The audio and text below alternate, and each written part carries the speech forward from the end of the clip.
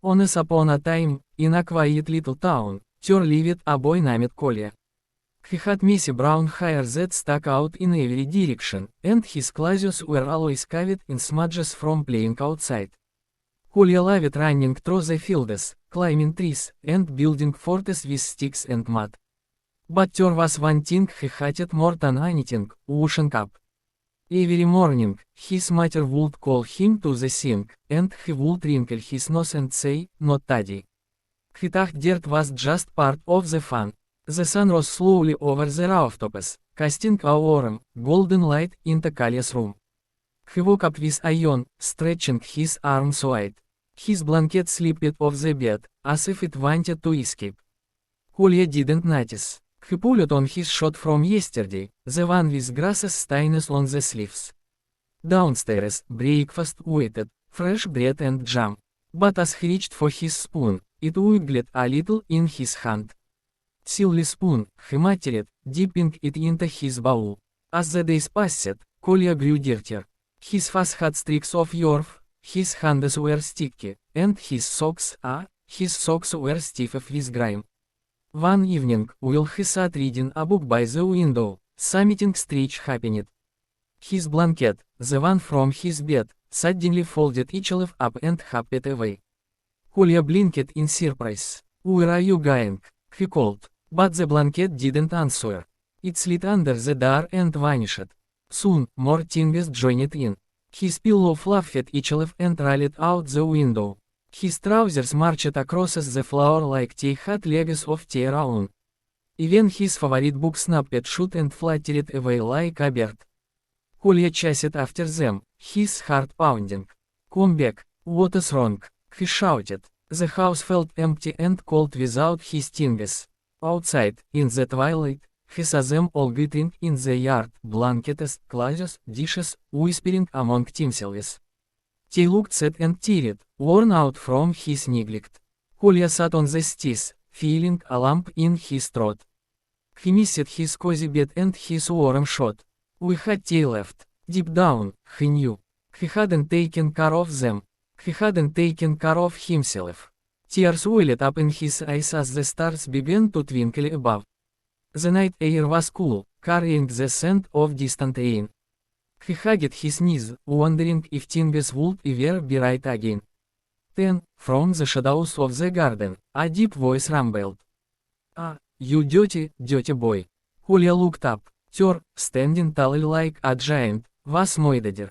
He was a grand urchin, with shining facets for eyes and a basin like a smiling mouth. His legs were sturdy pipes, and he carried towels like keepers. Moideder stepped forward slowly, his voice echoing softly in the quiet night. "I am the chief of all urchins, the commander of cleanliness. You things have fled because you honor the joy of being clean." Kolya stared, his mouth open wide. This was no ordinary night. Moideder waved a soapy arm, and suddenly, helpers appeared. Bouncy soaps jumped from the bushes, brushes with bristly hair marched in line, and sponges wobbled like jelly. "Come, little one," Moideder said gently. "Let us show you the way." Kolya hesitated, but the warmth in Moideder's voice made him curious. He stood up and followed. They led him to a sparkling stream under the moonlight. The water gurgled peacefully, reflecting the stars. The soaps lattered up with bubbles that smelled like fresh flowers. One by one, they scrubbed Kolya's hands, his face, his arms. It tickled at first, making him jiggle. The brushes gently combed his hair, untangling the knots. Moideder poured warm water from his basin, rinsing away the dirt. As the grime washed off, Kolya felt lighter. His skin tingled, fresh and new. "See," Moideder whispered, "cleanliness is a friend, not an enemy." But then comes the gentle twist. As they cleaned, a crocodile appeared from the woods, big and green, with sharp teeth. Kolya froze, his eyes wide. The crocodile snapped his jaws, but Moideder stood firm. "Fear not," he said calmly. "The crocodile wasn't turn to harm, he was a helper too."